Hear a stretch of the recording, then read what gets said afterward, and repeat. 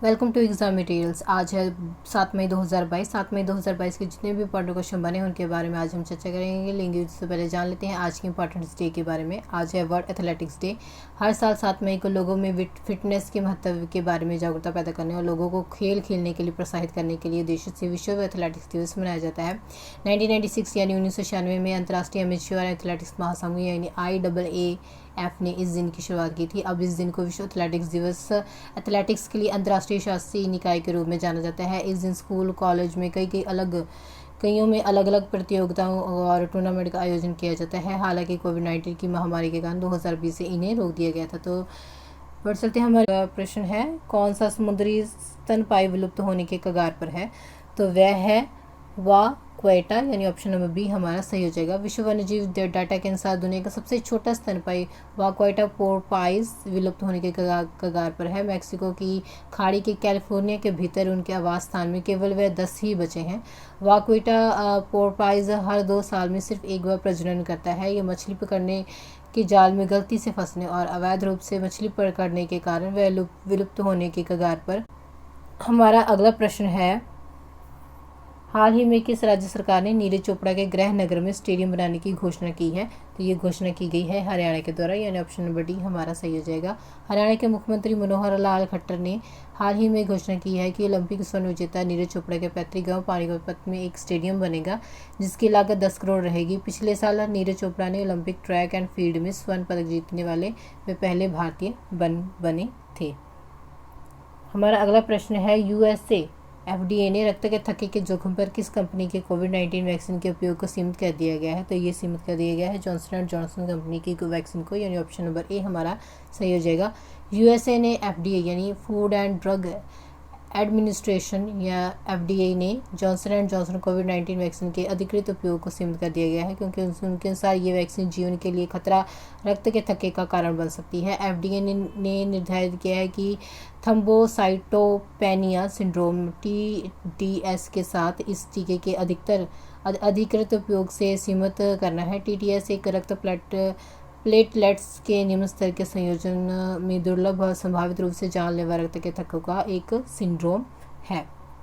हमारा अगला प्रश्न है, हाल ही में कहाँ पर 3 दिवसीय स्वास्थ्य चिंतन शिविर स्वास्थ्य शिखर सम्मेलन का उद्घाटन किया गया है? तो ये उद्घाटन किया गया है गुजरात में, यानी ऑप्शन नंबर बी हमारा सही हो जाएगा। केंद्रीय स्वास्थ्य मंत्री डॉक्टर मनसुख मांडविया ने कल यानी 6 मई को गुजरात के केवड़िया में 3 दिवसीय स्वास्थ्य चिंतन शिविर स्वास्थ्य शिखर सम्मेलन का उद्घाटन किया है।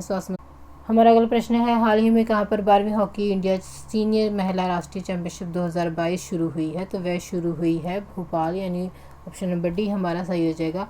12वीं हॉकी इंडिया सीनियर महिला राष्ट्रीय चैंपियनशिप 2022 6 मई से भोपाल में शुरू हुई है। 12 दिन तक चलने वाली इस टूर्नामेंट में कुल 27 टीमें शीर्ष स्थान के लिए भिड़ेंगी और इसमें भाग लेने वाली टीमों को 8 पूलों में बांटा गया है। 8 दिनों के पूल मैच के बाद 14 मई को क्वार्टर फाइनल, 16 मई को सेमीफाइनल और 17 मई को फाइनल मैच खेला जाएगा। हमारा अगला प्रश्न है, किस देश ने भारतीयों को लाभान्वित करने के लिए प्रवासियों की एक निश्चित श्रेणी के लिए एक वर्क परमिट के स्वचालित 1.5 साल के विस्तार की घोषणा की है? तो ये घोषणा की गई है USA के द्वारा, यानी ऑप्शन नंबर ए हमारा सही हो जाएगा। USA ने अप्रवासियों की कुछ श्रेणियों के लिए समाप्त होने वाले वर्क परमिट के 1.5 साल के स्वचालित विस्तार की घोषणा की है। इसमें ग्रीन कार्ड चाहने वाले H1B वीज़ा धारकों के जीवन साथी भी शामिल हैं जिन्हें 1.5 साल के लिए रोजगार प्राधिकरण यानी EAD मिलता है। हमारा अगला प्रश्न है, किस भारतीय टोक्यो ओलंपियन को प्रतिबंधित दवा के लिए सकारात्मक परीक्षण के बाद अस्थायी रूप से निलंबित कर दिया गया है? तो निलंबित कर दिया गया है कमलप्रीत कौर, यानी ऑप्शन नंबर डी हमारा सही हो जाएगा। भारत की star Tokyo Olympian Kamalpreet Kaur, जो कि टोक्यो ओलंपिक 2020 में महिला डिस्कस थ्रो के फाइनल में पहुंची थी, को डोप टेस्ट के बाद एथलेटिक्स इंटीग्रिटी यूनिट यानी AIU द्वारा अस्थायी रूप से निलंबित कर दिया गया है।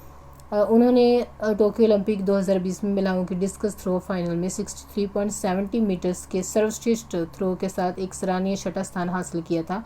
26 वर्षीय भारतीय ग्रैंड पिक्स में 59 मीटर थ्रो के साथ एक राष्ट्रीय रिकॉर्ड भी धारक भी हैं।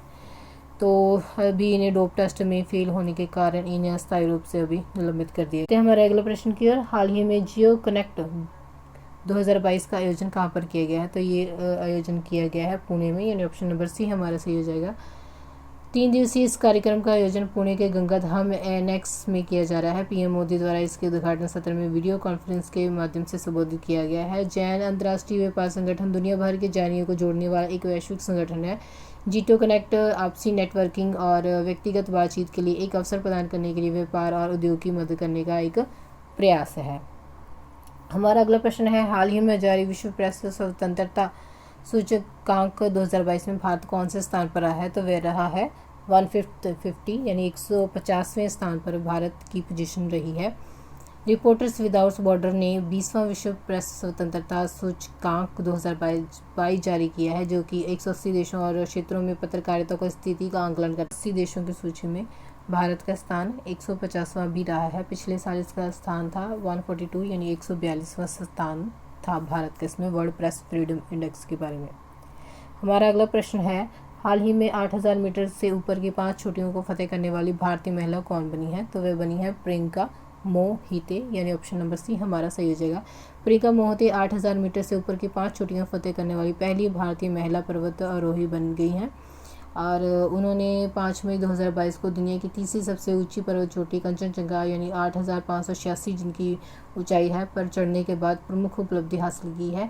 वह अन्नपूर्णा पर्वत पर चढ़ने वाली पहली भारतीय भी हैं। वह पश्चिमी महाराष्ट्र के सतारा की रहने वाली हैं। तो फ्रेंड्स, ये थे आज के महत्वपूर्ण प्रश्न। अगर आपको वीडियो अच्छी लगी हो तो आप इसे लाइक और शेयर करें। अगर आप चैनल पर नए हैं तो चैनल को सब्सक्राइब ज़रूर करें। वीडियो को देखते रहने के लिए धन्यवाद।